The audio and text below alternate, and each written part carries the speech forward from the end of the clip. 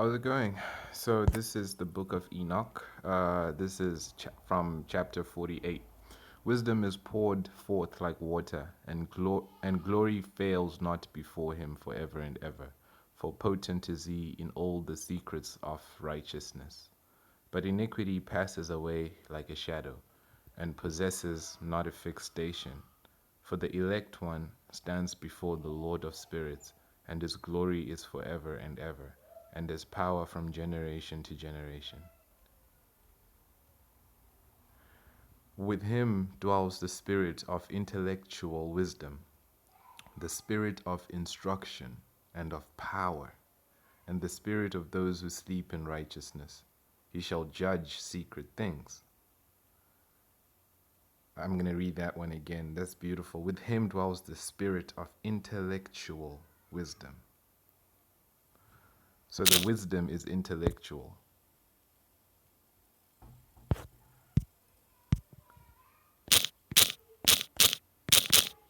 Intellect.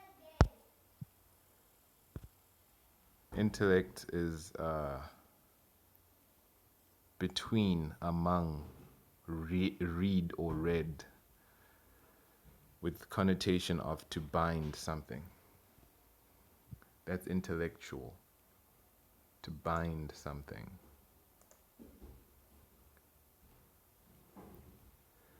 Which is between things, among things. The faculty of thinking, judging, abstract reasoning, and conceptual understanding, the cognitive faculty, the capacity of that faculty in a particular person, they were chosen because of their outstanding intellect, which is an abstract capacity.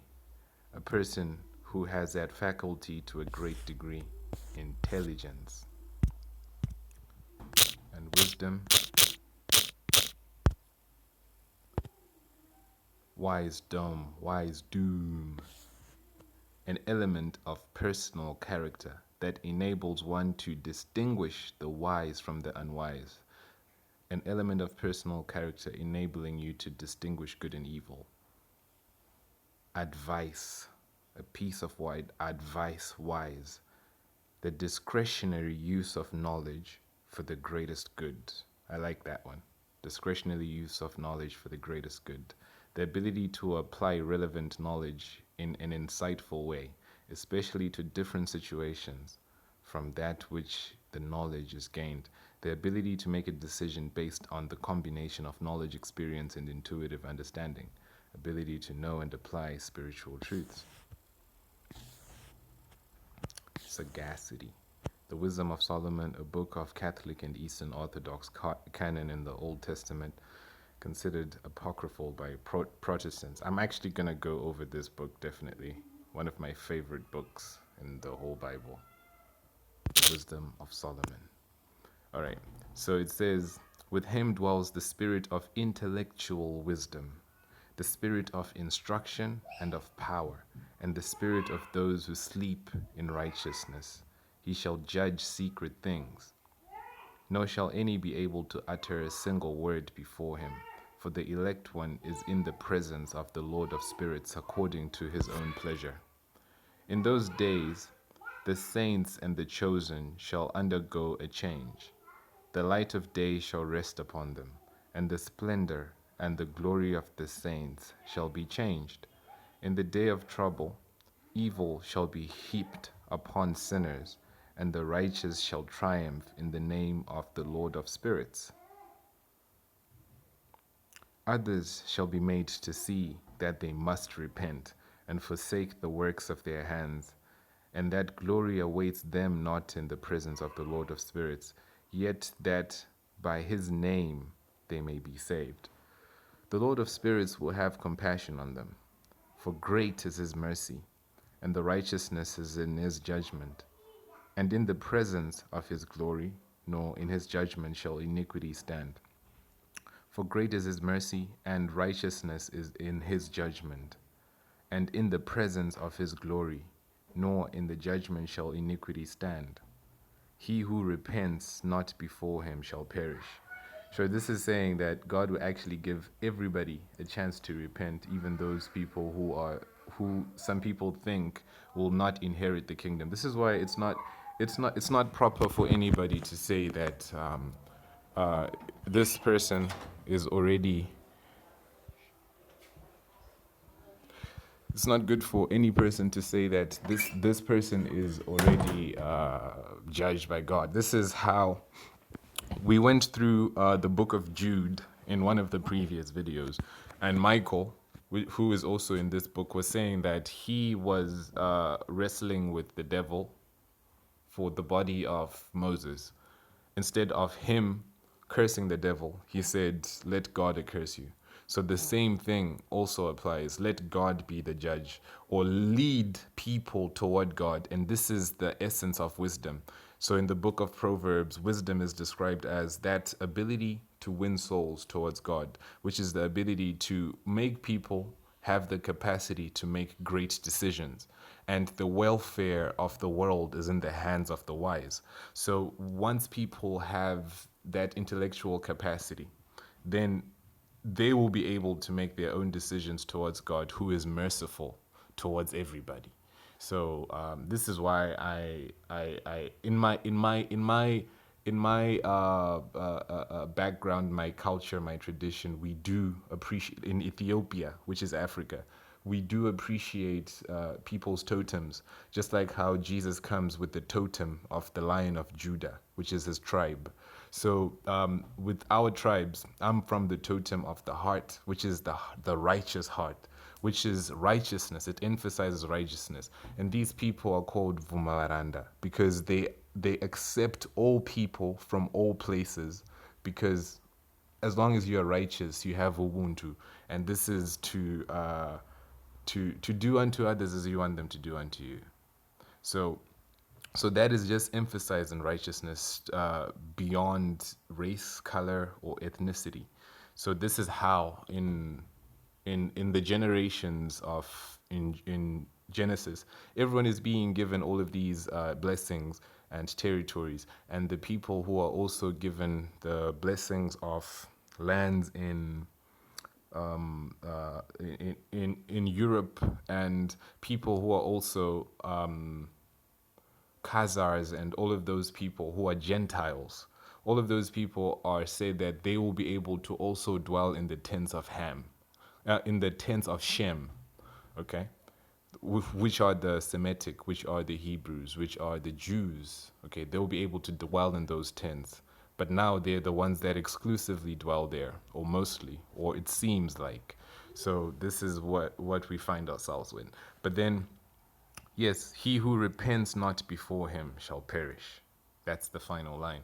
That he will not accept your righteousness, your unrighteousness, but he will accept you as unrighteous, but will give you the choice to become righteous. But if you do not repent, this is a choice of not finding righteousness, not doing the right thing, not doing unto others as you want them to do unto you. That's the laws, that's the prophet. This is coming from the first prophet, the first lawyer, because he's scripting all of this down. These are now laws, these are precepts, these are principles. All right. Henceforth, I will not have mercy on them, says the Lord of spirits. Okay. In those days shall the earth deliver up her womb, and hell deliver up from hers that which it has received, and destruction shall restore that which it owes. It shall select the righteous and holy from among them, for the day of their salvation has approached. Okay? In those days shall the elect ones sit upon the throne, while every secret of intellectual wisdom shall proceed from his mouth. For the Lord of spirits has gifted and glorified him. In those days the mountains shall skip like rams, and the hills shall leap like young sheep satiated with milk, and all the righteous shall become angels in heaven. The righteous becoming angels. We're going to delve into this concept more. Their countenance shall be bright with joy, for in those days shall the elect one be exalted. The earth shall rejoice, the righteous shall inhabit it, and the elect possess it. Oh, this is beautiful. Their countenance shall be bright with joy. Okay. Brightness. This is speaking of the fire. You remember when Enoch was seeing God, he was seeing all of these angels around the fire. This is the brightness of God, the Father of lights, according to James. He says that God is the Father of lights. Okay. So there's an angel who is there just to punish luminaries. Okay. So these are also people who are given light. This is why it is not yeah, this is speaking to so many all right, we're going to get into the luminaries because there's a whole section in this book about luminaries, but then this is to understand that God is the light, which is giving light to the people. So in this book, we see that the luminaries, who are the watchers, were given a job by God, but then they were not able to do that job. They chose not to. And then they were telling Enoch, please go to heaven and ask God to forgive us. But then God is like, I cannot forgive you. You are luminaries. You are the ones who are given all wisdom and all intellectual capacity beyond men. But now you're asking a man to come and ask for your forgiveness. You're supposed to be you're supposed to be coming to ask me to forgive man, not to have man asking me to forgive you. So these were luminaries. These were illuminated. These were the light ones. The light bearer was the leader of those ones. But they came with the false light. But because of that, they were not able to be forgiven because they were given all of that. So this is also speaking of that role. When you're given, to whom much is given, much is also expected, which is a responsibility. When you are given knowledge, which is the light on top of a hill, which is Jesus Christ, the light, who is the Son of God. And so their countenance shall be bright, the light with joy. Okay, so this brightness is, you have to be bright. You have to, and to be bright is to be intellectual. Say like this is a bright student. It's intellectual wisdom, bright with joy. And joy is a fruit of the Spirit. First is love, joy, peace, goodness, gentleness, patience, meekness, self-temperance, and I think I got all of them, right? Yeah, all of those fruit of the Spirit, all 9 fruit of the Spirit, okay? And did I mention faithfulness? Did I mention gentleness? All of those are the fruit of the Spirit, and these are examples of how you begin to know what is happening within you and around you. And this is how you translate it to everything. But it comes with joy. Okay, you have to be happy, yo. And it comes with joy. And joy is a fruit of the Spirit. And joy is enjoyment. To join something, enjoyment. This is how, like, sex is joyful. And this book speaks about sex. The angels came for joy, to have enjoyment, joined their DNA, joined through joy. So they were having joy and they enjoined. So this is enjoyment. People enjoy sex while they're enjoying their joints, So yeah, in those days shall the elect one be exalted. The earth shall rejoice. The righteous shall inhabit it, and the elect possess it. After that period, in the place where I had seen every secret sight, I was snatched up in a whirlwind and carried off eastwards. There my eyes beheld the secrets of heaven, and all which existed on earth, a mountain of iron, a mountain of copper, a mountain of silver, a mountain of gold, a mountain of fluid metal, a mountain of lead. Then I inquired of the angel who went with me, saying, what are these things which in secret I behold? So there my eyes beheld the secrets of heaven, and all which existed on earth. Wow, heaven and earth, okay? So he asked the angels, what are these things which in secret I behold? He said, all these things which thou beholdest shall be for the dominion of the Messiah, that they may command and be powerful upon earth. Wow. All these things that thou beholdest shall be for the dominion of the Messiah, that he may command and be powerful upon earth. And that angel of peace answered me, saying, wait but a short time, and thou shalt understand, and every secret thing shall be revealed to thee, which the Lord of spirits has decreed. Those mountains which thou hast seen, the mountain of iron, the mountain of copper, the mountain of silver, the mountain of gold, the mountain of fluid metal, the mountain of lead, all these in the presence of the elect one shall be like a honeycomb before the fire, and like water descending from above upon these mountains, and shall become debilitated before his feet.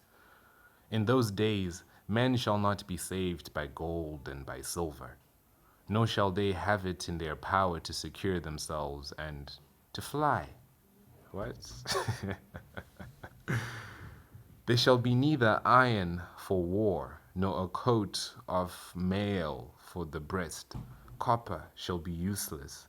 Useless also that which neither rusts nor consumes away, and lead shall not be coveted.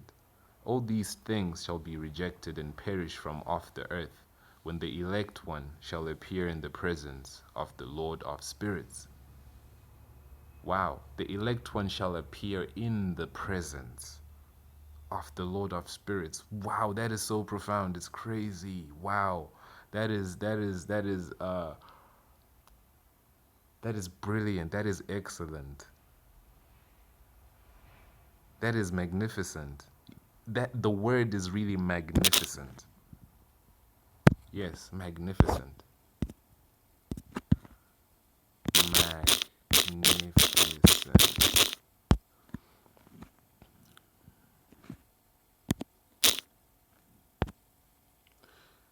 Magnificent from Latin magnificentur. Magnificus, great in deeds or sentiment, noble, splendid, from magnus, which is great. Ficens, from or ficens, the regular form and compound for faciens, a particle of facier, to do, great deed. But this is ficient, which is also like face. Magnificent. Grand, elegant, splendid in appearance, grand, noble in action, exceptional for its kind.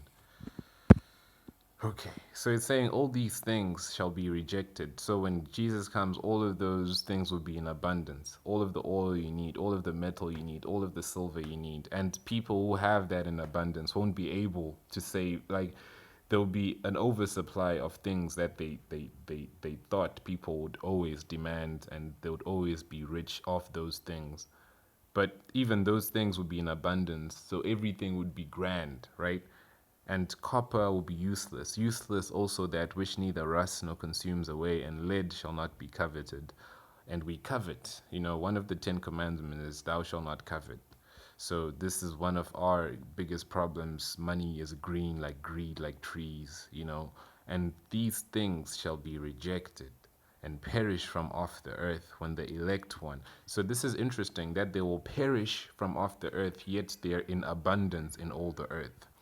When the elect one shall appear, so the elect one is Jesus, shall appear in the presence, which is, shall appear when God, in the presence, or in the presence.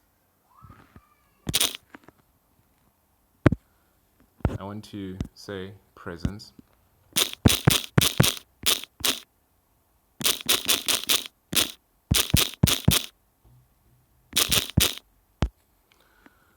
In the presence, being present, a fact or condition of being present. It's not good to define a word with the same word, or of being within sight or call at hand. The part of space within one's immediate vicinity. Yes, a part of space within one's immediate vicinity. So it says that the elect one will appear in the same space. Okay? It says that all these things shall be rejected, perish from the earth, when the elect one shall appear in the presence, in the same space. Okay, at the same space. Quality of poise, effectiveness, something as a spirit felt or believed to be present. You can say, yeah, I'm convinced there was a presence in that building I couldn't explain, which led to my heroic actions. You know, something that you can feel. All right. because it occupies the same spatial locality at a particular moment.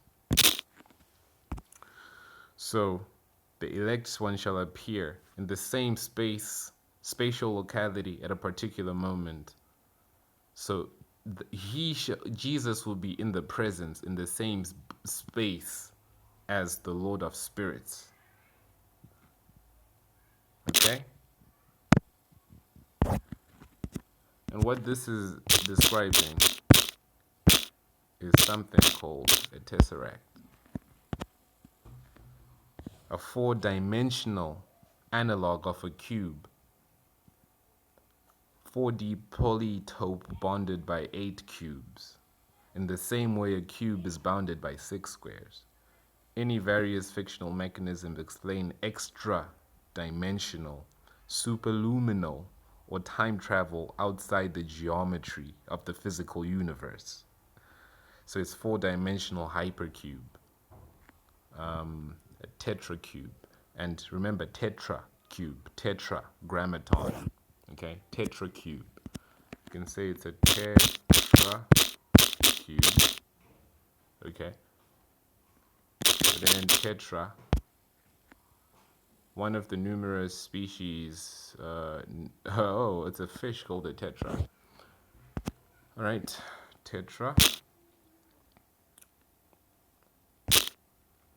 tetragram, okay.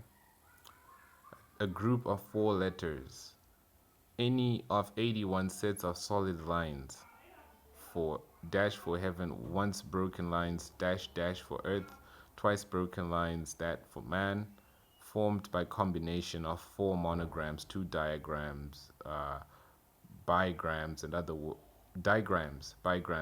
words, the divisionation of Tai Shuan Jin. So this is something else. But tetra, okay, I'm getting to tetragrammaton. 4-letter word. So now we're going into Greek. 4-letter word, neuter gender, tetra, having 4 letters, formed from a combining of tetra 4 letter, 4 Hebrew letters, these ones, in translation YHWH or JHVH, which is Yahweh, Yahweh, which is Jehovah, which is Jah, used as the ineffable name of God in the Hebrew Bible, variously translated as Yahweh or Jehovah. Okay, so Yahweh, the usual form of the ancient West Semitic Hebrew, used in scholarship, used especially in discussions of the religion of the ancient kingdoms of Israel or Judah. The spelling Yahweh, I see a Jew kind of there, but Yahweh was used in German since the 1850s. Spelling Yahweh in English, ensuring the pronunciation of the initial consonants as J, first appears in the 1860s. As early as 1860 in the Herald of the Kingdom of Age to Come, edited by John Thomas, founder of the Antipas Christia, the Westchester, New York. Yeah, first appears in the English Bible translation for the Tetragrammaton in 1902. Okay. History of religion, the name of God of Israel worshipped by the Yahweh's prophets in the kingdoms of Israel and Judah in antiquity.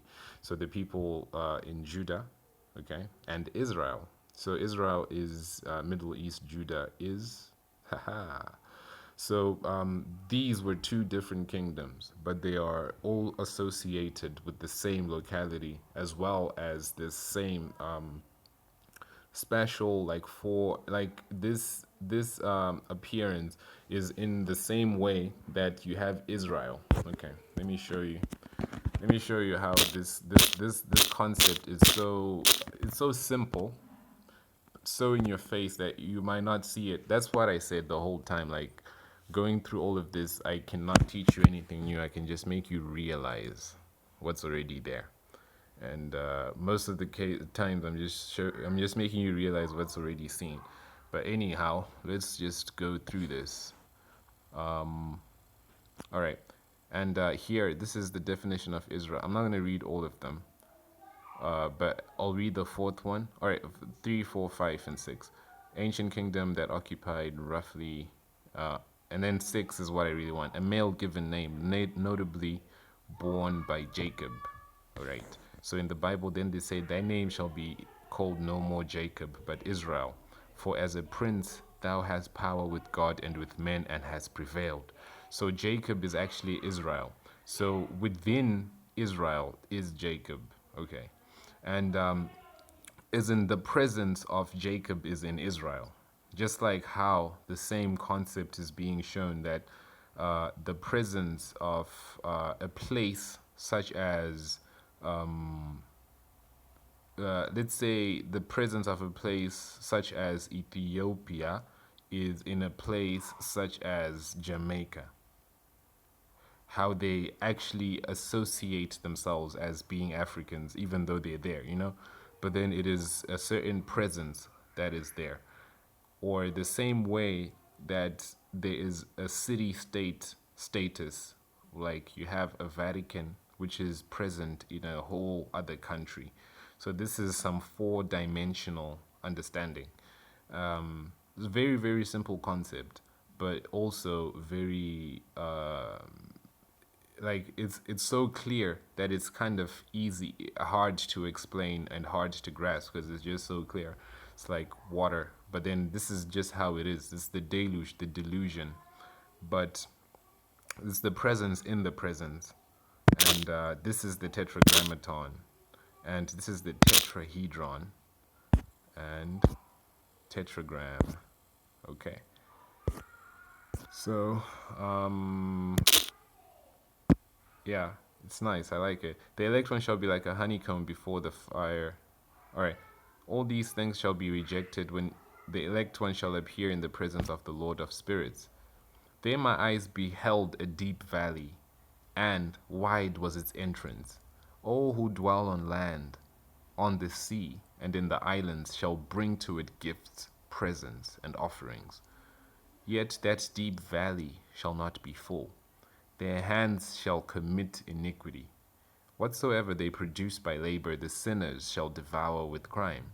But they shall perish from the face of the Lord of spirits and from the face of the earth. They shall stand up and shall not fail forever and ever. I beheld the angels of punishment who were dwelling there, and preparing every instrument for Satan. Okay. So now this is the first time we're coming across this word.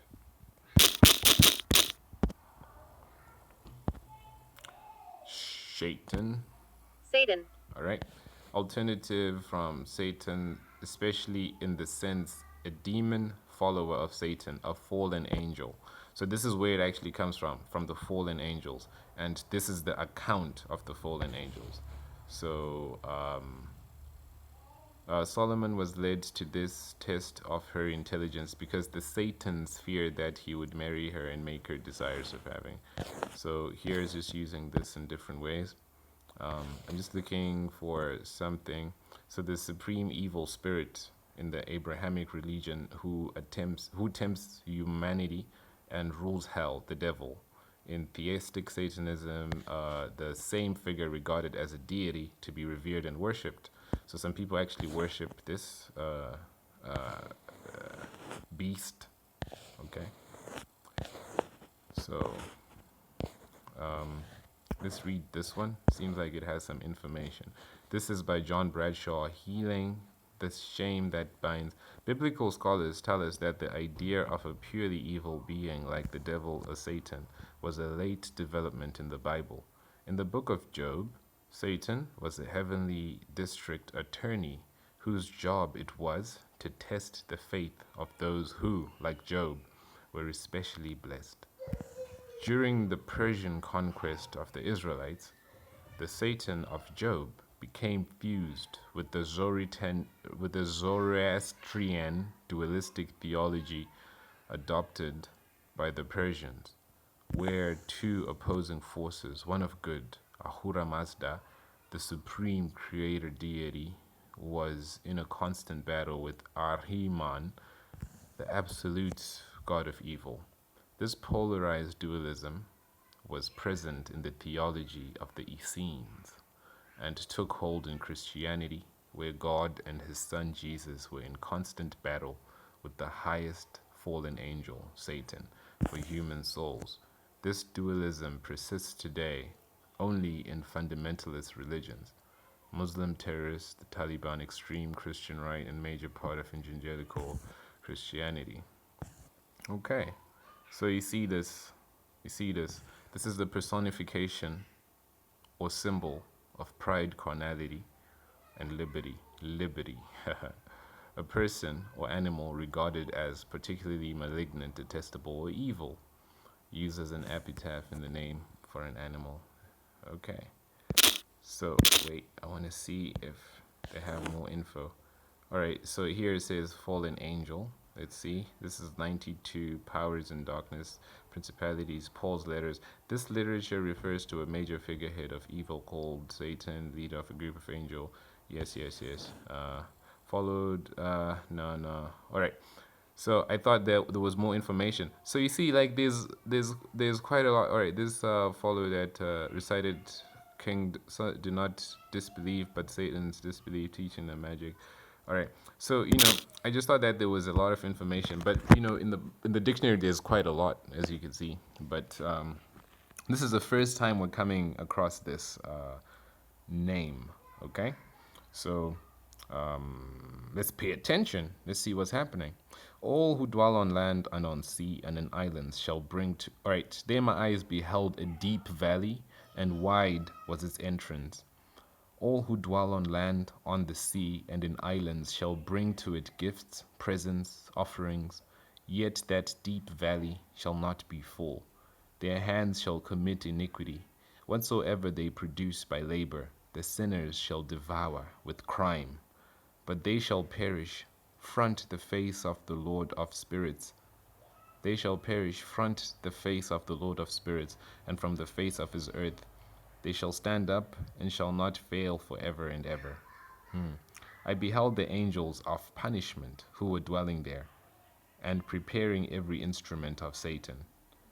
Then I inquired of the angel of peace, who proceeded with me, for whom those instruments were preparing. He said, these they are preparing for the kings and powerful ones of the earth, that thus they may perish. After which the righteous and chosen house of his congregation shall appear, thenceforth unchangeable, in the name of the Lord of spirits, nor shall those mountains exist in his presence, as the earth and the hills, as the fountains of water exist, and the righteous shall be relieved from the vexation of sinners. Yes, the righteous shall be relieved from the vexation of sinners. Wow, that's nice. Yeah, the righteous shall be relieved from the vexation of sinners. All right, so I want to understand here. I beheld the angels of punishment. So these angels of punishment are being punished as well, right? Who were dwelling there and preparing every instrument of Satan, who is Azazel, who taught people to go to war with instruments of war. Then I inquired of the angel of peace, who proceeded with me, for whom those instruments were preparing. He said they are preparing for the kings and powerful ones of earth, that they may perish. So they were actually working against the same people who they purported to be helping, in a sense.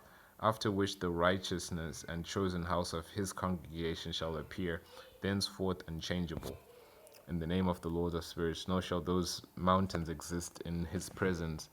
And the earth and the hills and the fountains of water exist, and the righteous shall be relieved from the vexation of sinners.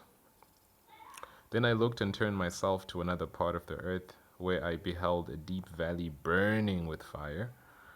To this valley they brought monarchs and the mighty, and there my eyes beheld the instruments which they were making, fetters of iron without weight.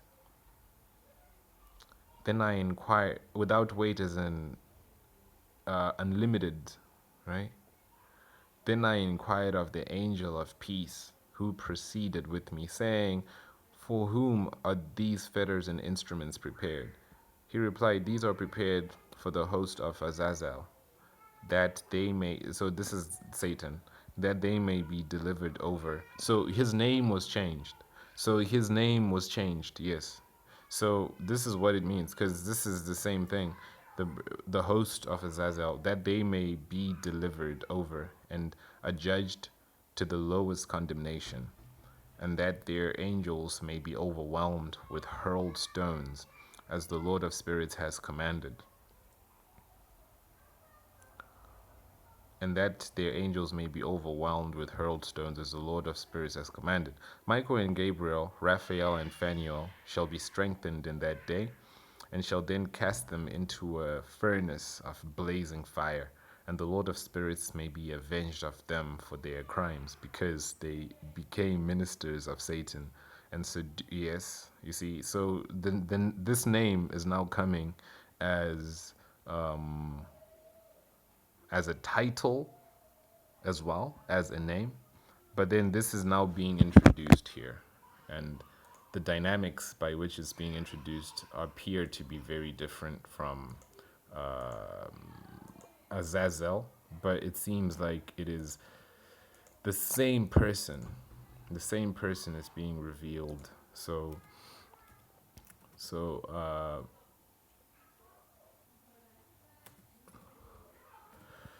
yeah, it's an interesting thing to look at. All right,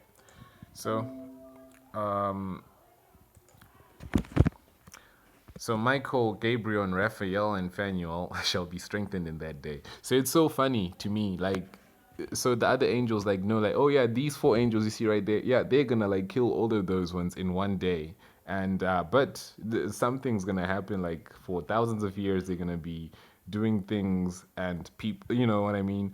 But then everything is already set up, planned, like everything is already in control, because God created everything, and everything is already in a certain course. So here, what we're reading in the dictionary was how diction shapes how our minds work, and how we have come to give meaning to the devil being an equal rival of God, which is false, which comes from Zoroastrianic, Zoroaster understandings, which were later on seeped into what we now call Christianity. But this is a book, a text, an understanding, and knowledge that came before the flood.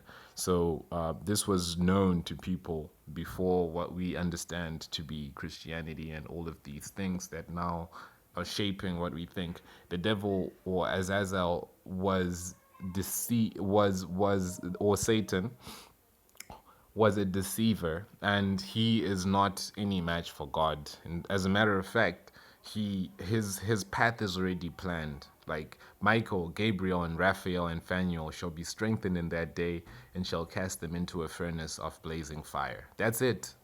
So he is not equal to God. Like these, this squad is gonna just cast them into a furnace of blazing fire, and the Lord of spirits may be avenged for them for their crimes, because they became ministers of Satan and seduced those who dwell upon earth.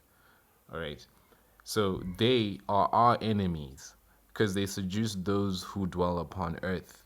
Okay. So we people, right? We fight against these spiritual evils in high places. And this is what I was looking at the scripture very recently. Let me just find it. Ephesians 6:12. So yeah, write it down or look it up if you have a book. Ephesians 6:12. For we wrestle, we're speaking about us. For we wrestle, we people on earth here, the kings of the earth, the rulers of the earth. So you see, like there's this juxtaposition. Satan, like here, let's go behind here.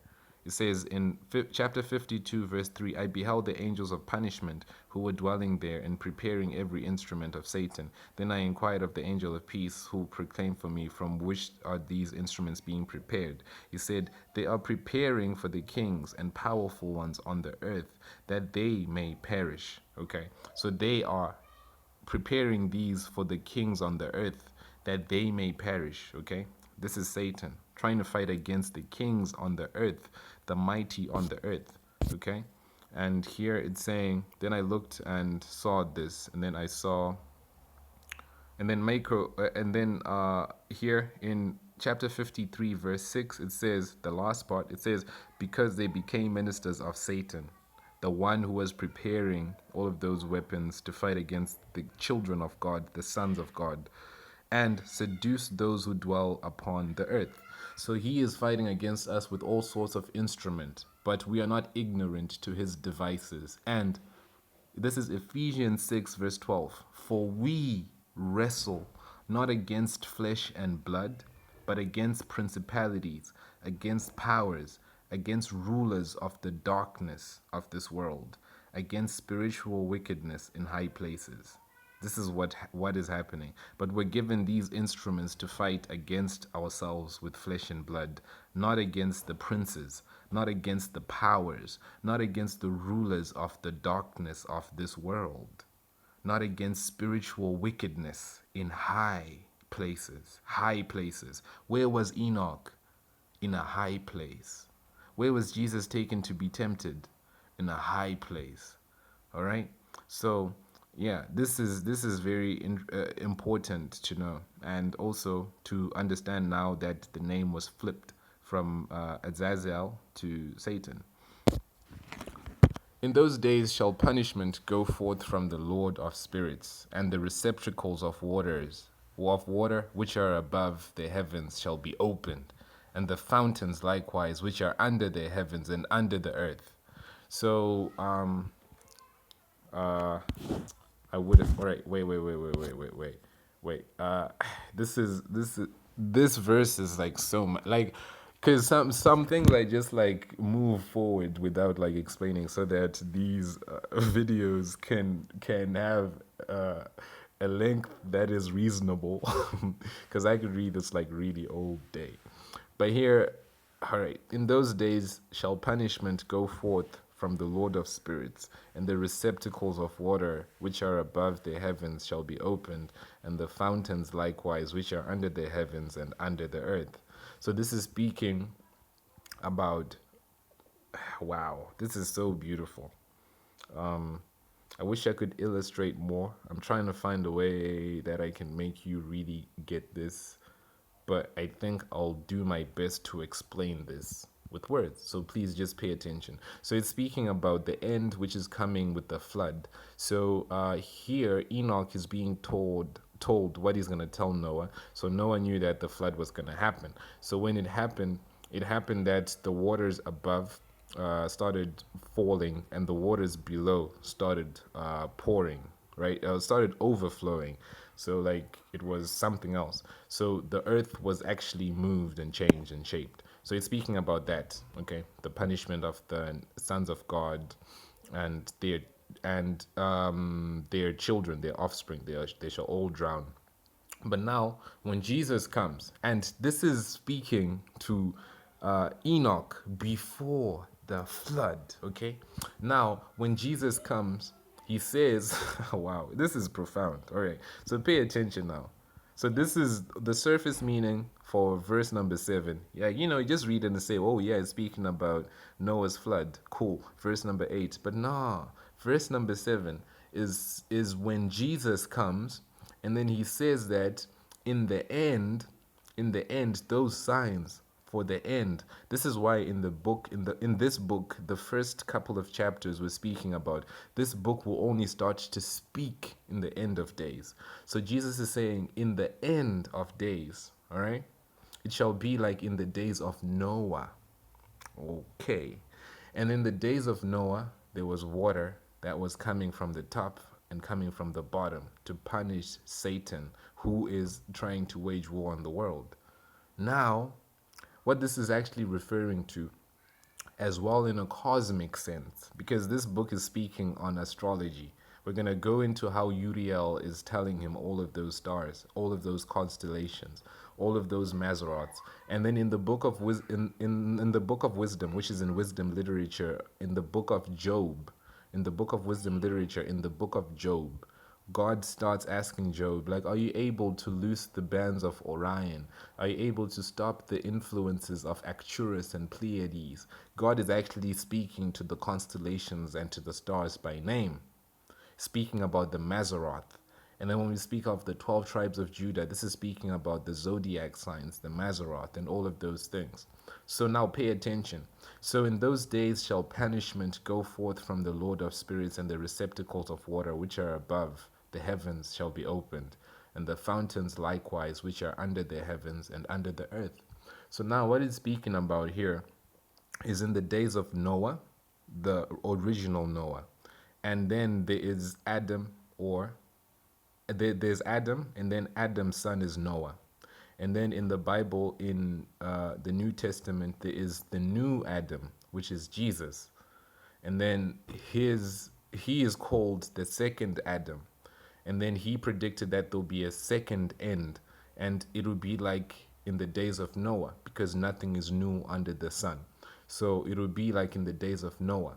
So now in this deluge, what is happening is that we are being inundated by water. But this is coming in the form of the Spirit, because this is how Jesus comes and leaves the Spirit, and everything is happening in the Spirit. This is the Father's Spirit.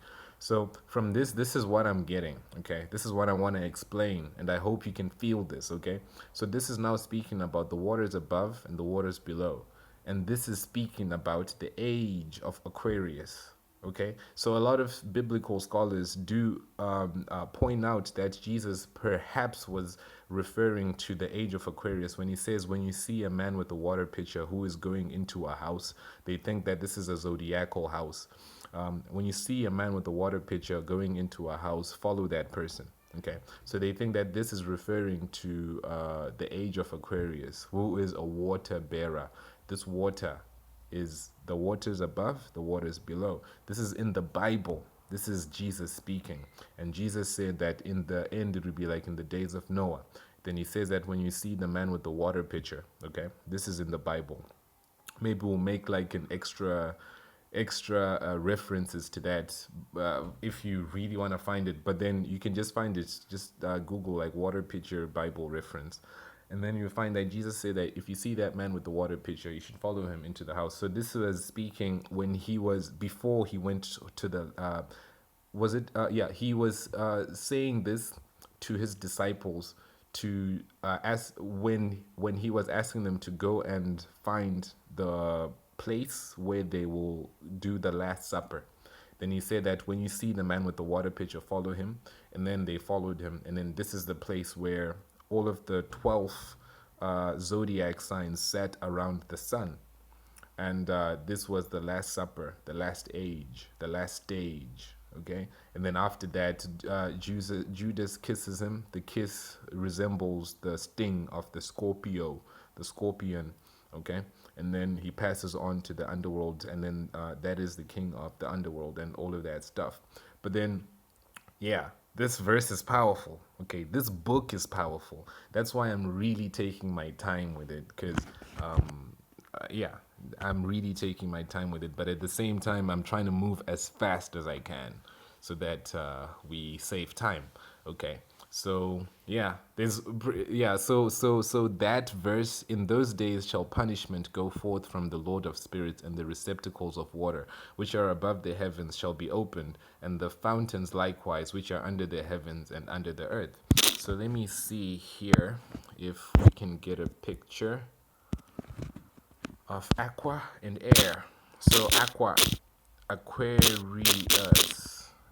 Interestingly, this is water and air, and this is air is spirit, okay, and air is ether, and aqua is water. So the water is being contained in air. This is the age we are in, okay.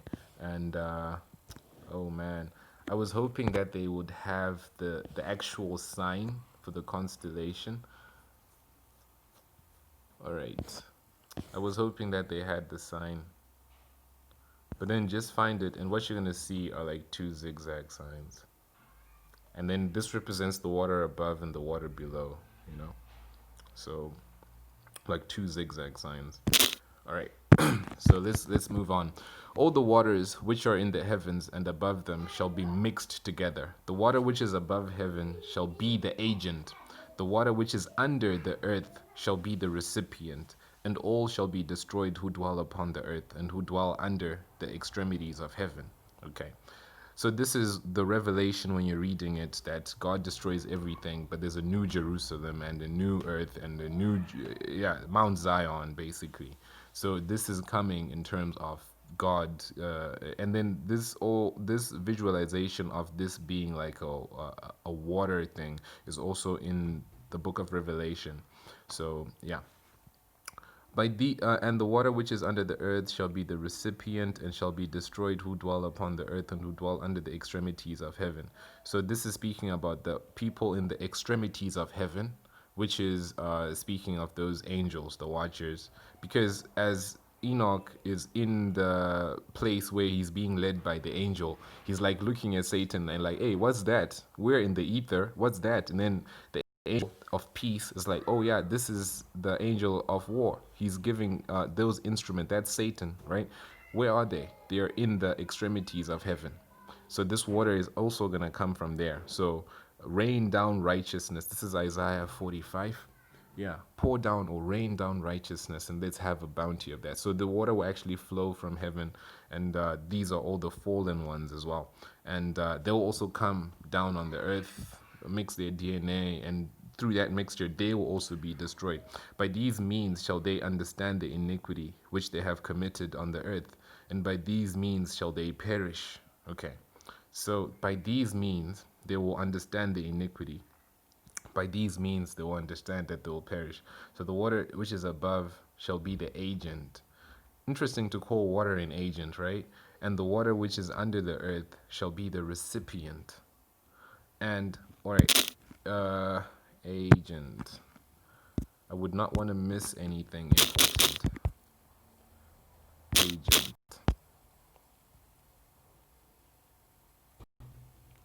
One who exerts power or has power to act. One who acts in place of another principle by authority from him or her entrusted to do business for another.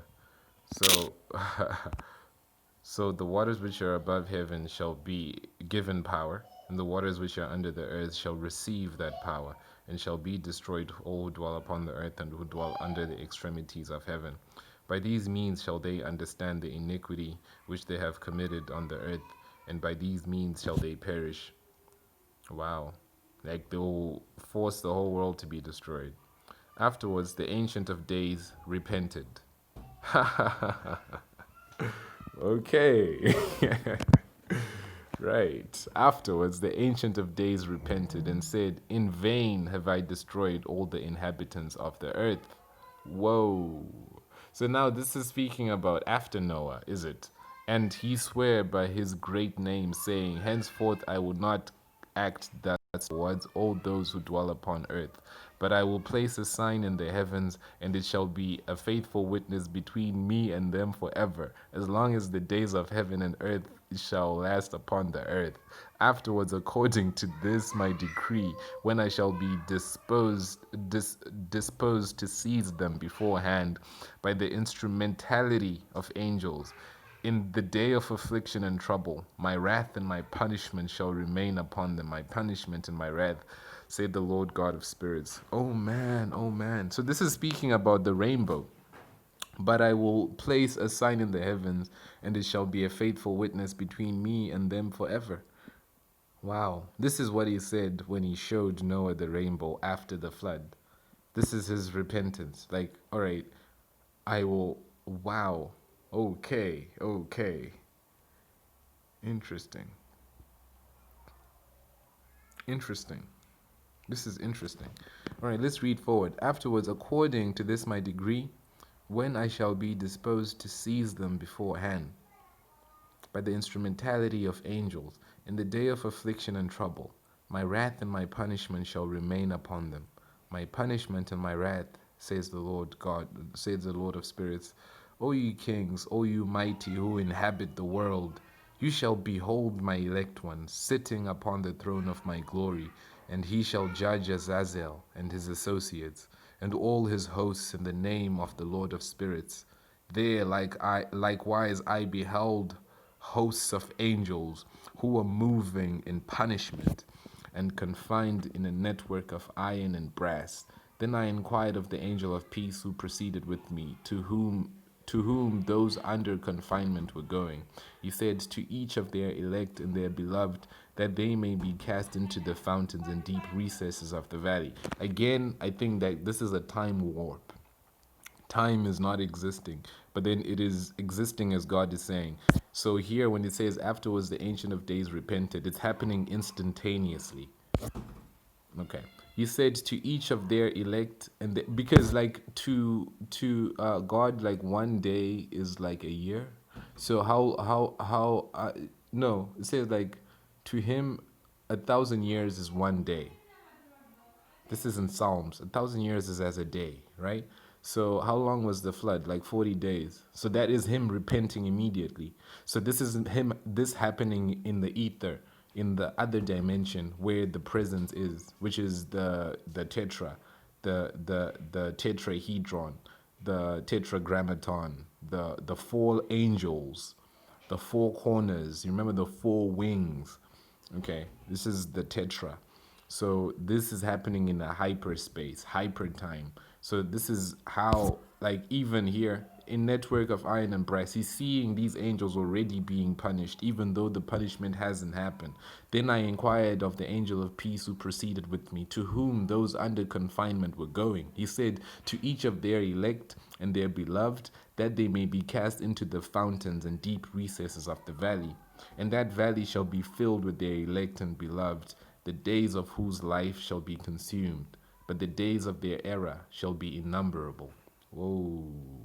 So their life can be numbered, and they'll be consumed during their life. Okay. That valley shall be filled with their elect and beloved, the days of whose life shall be consumed.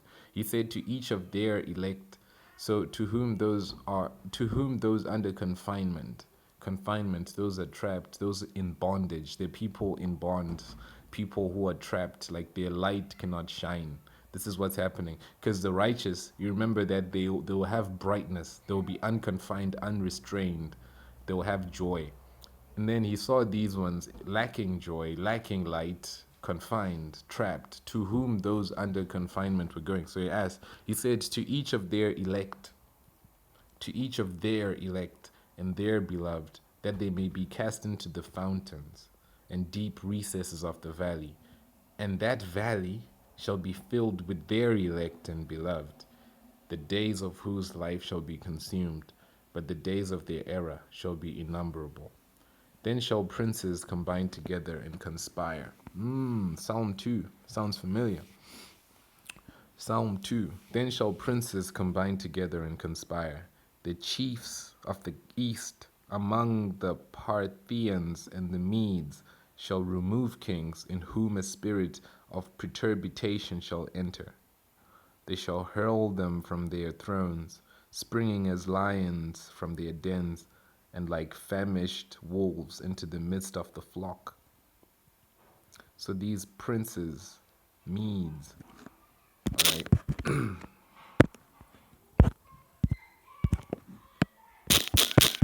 The Mede, Western Iranian people, inhabited the ancient region of Media. Media right now is the middle layer of a wall of a blood vessel in a lymph, a voice stop consonant, one of the major veins of an insect wing.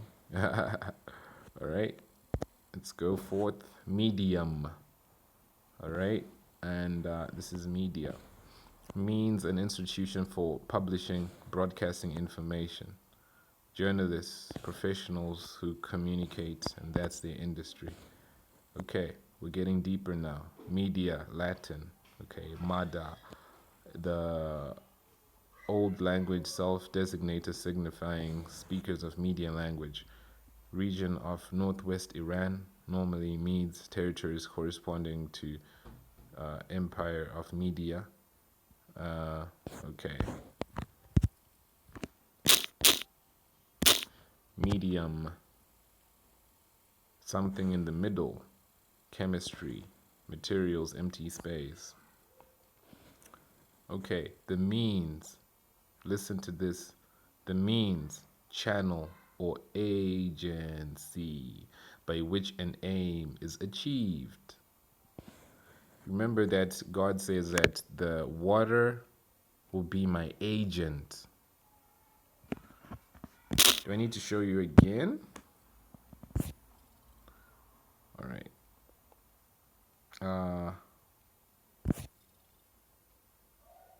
Here in 9, the water which is above heaven shall be the agent. The water underneath shall be the recipient. Okay. So the water is a medium, an agency, a media. So the meads. This is where we get media from, like from this spirit. Okay.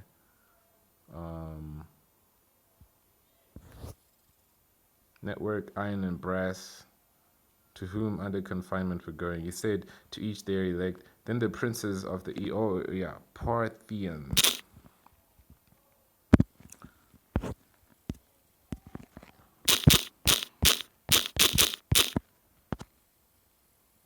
Parthian, relating to Parthia, the Parthians.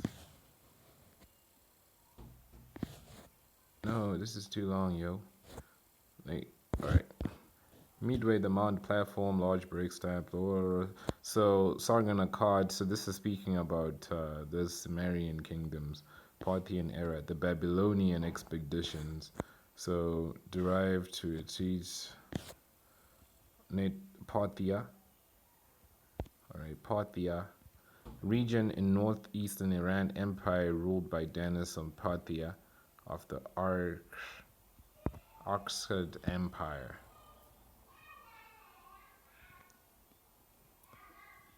Iberia, a region of Europe, south of the Pyrenees, consisting Spain, Portugal, Gibraltar.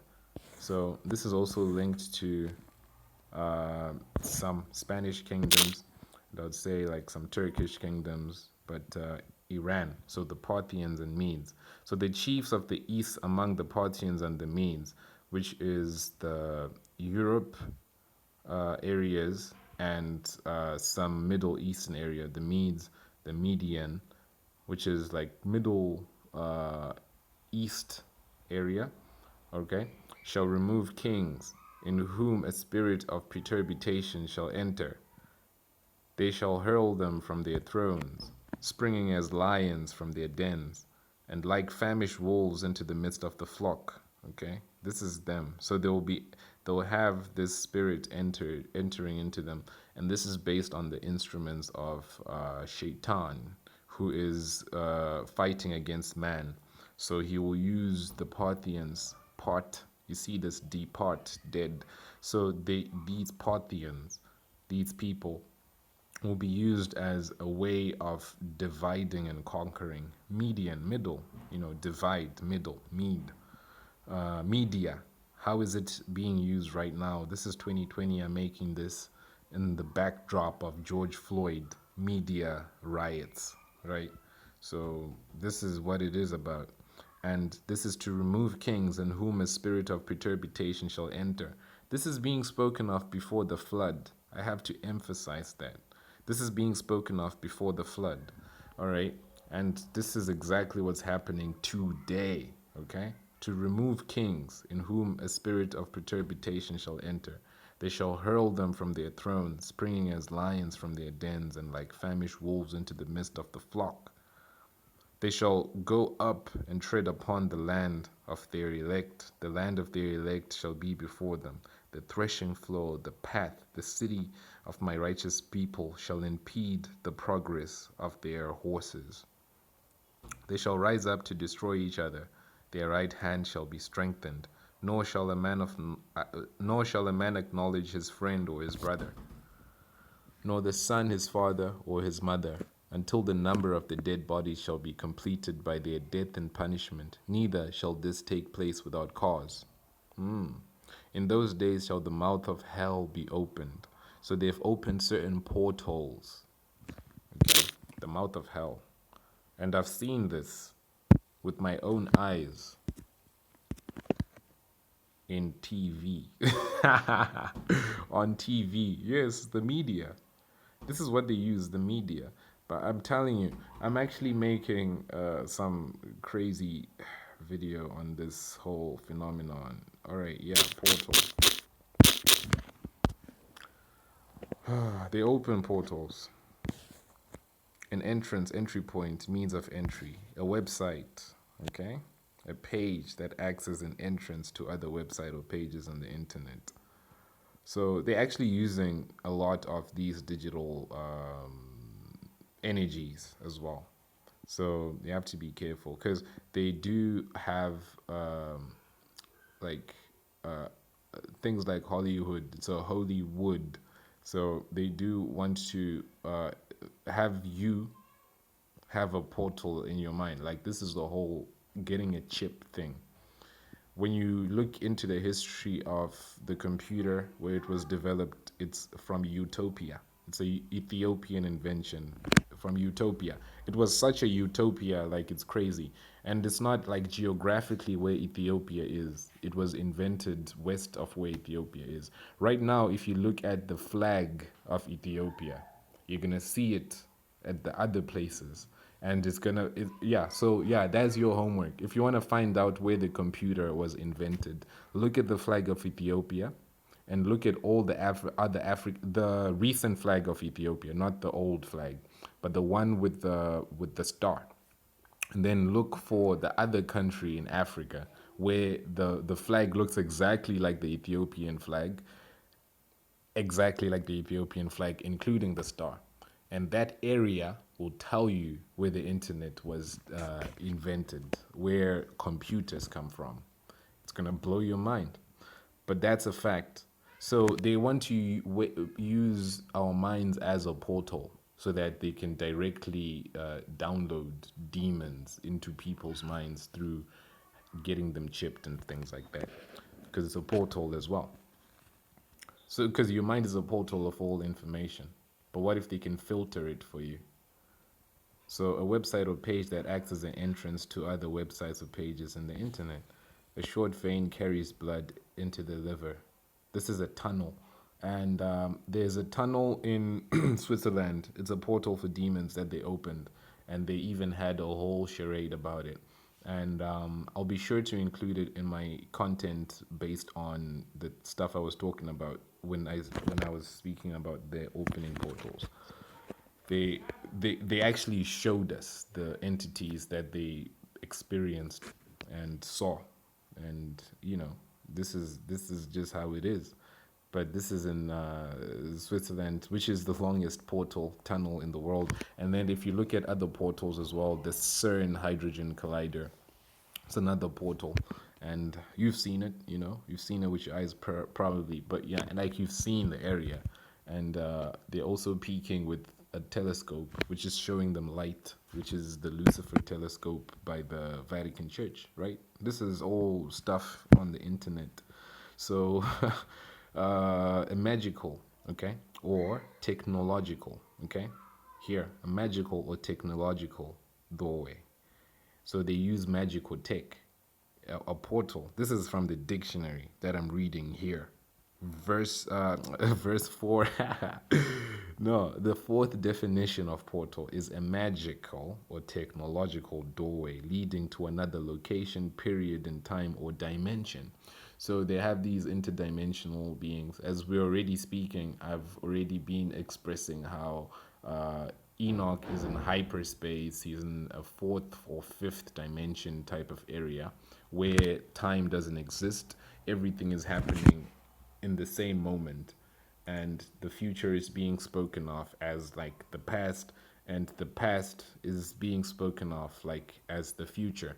The book I'm reading right now is expressing everything that has happened since creation, or is expressing everything that has happened after they left the Garden of Eden, and the things that were prevailing on the earth, how they were caused, and what led up to the flood of Noah. So what is speaking about is a magical technological doorway, okay? And in architecture, the square, grandiose, A prayer book, or port as. A prayer book or breviary, port as. Okay. So here it's saying, in those days shall the mouth of hell be opened. Okay. So this is what it's speaking about, that mouth of hell and those portals which they open, into which they shall be immerged. Hell shall destroy and swallow up sinners from the face of the elect. Okay. So this is what they're doing. After this I beheld another army of chariots with men riding in them. Okay. So these chariots are chariots. All right, let's see what it actually says in here. Maybe they got it. A chariot, two-wheeled horse-drawn vehicle used in Bronze Age and early Iron Age warfare. Okay, light four-wheeled carriage used for ceremonial or pleasure purposes. A rook, which is a bird, a swindler, a ripoff. A chariot, conveyed by chariot. So a chariot.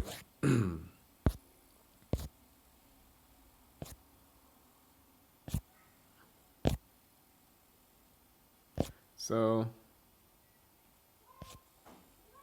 not much is here, but then here we have charism, which is Christian theology, a power or authority generally of a spiritual nature, believed to be freely given gift by the grace of God.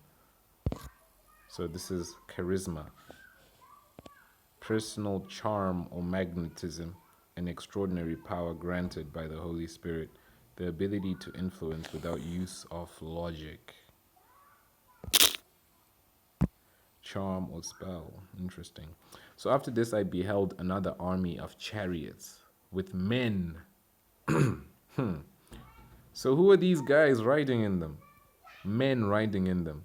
And they came upon the wind from the east, from the west, and from the south. What about the north? The sound of the noise of their chariots was heard.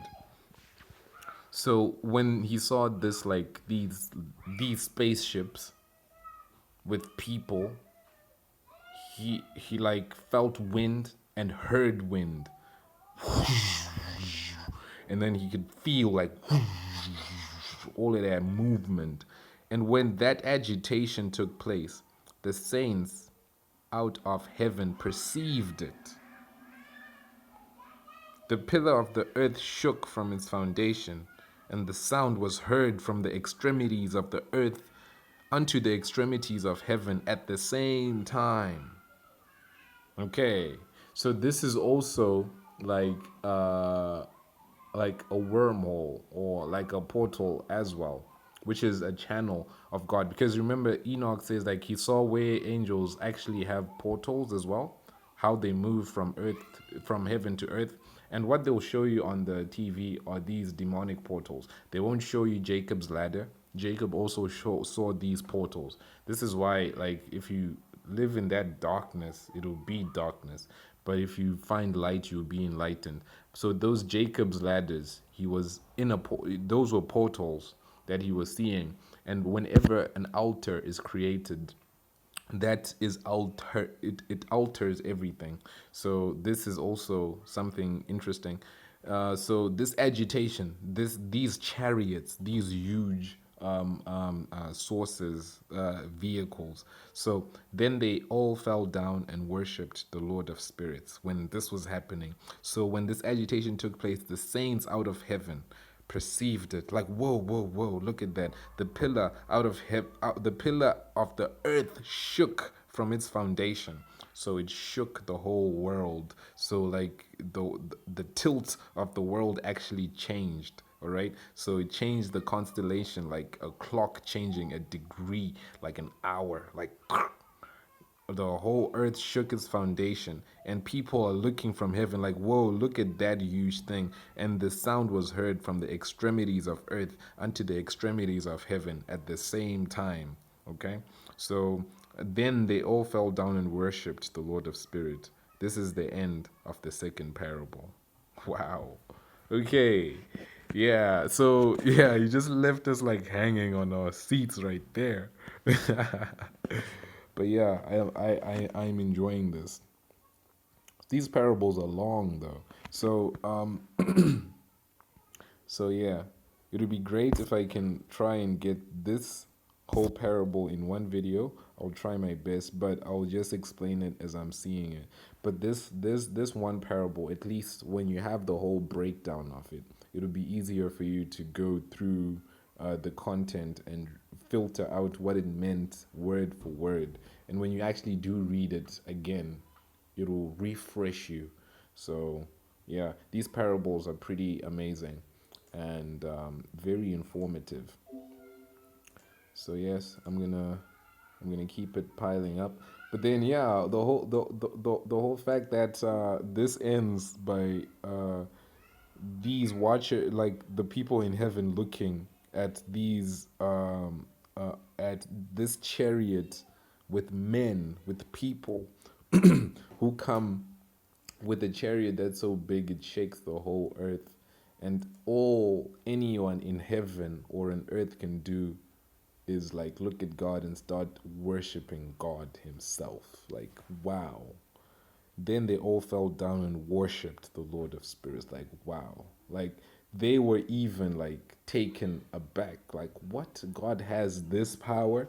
You know? So this is speaking in terms of like how God is going to come and change the fundamental fabric of what we call society and what we say is important, how we translate that into our daily lives, how it works out for us, because it's speaking about how our foundation has changed, and the foundation right now is not right. So this is the rock that comes and smashes the huge statue. This is how I'm perceiving it, you know. So yeah, it's amazing. But this, I don't know if this has a parallel that I've seen in terms of what happened after Noah.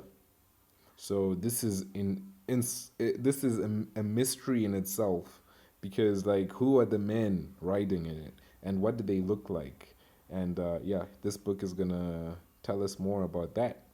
But for now, we're just gonna stop here, and I'm gonna pick it up soon. So yeah, thanks a lot.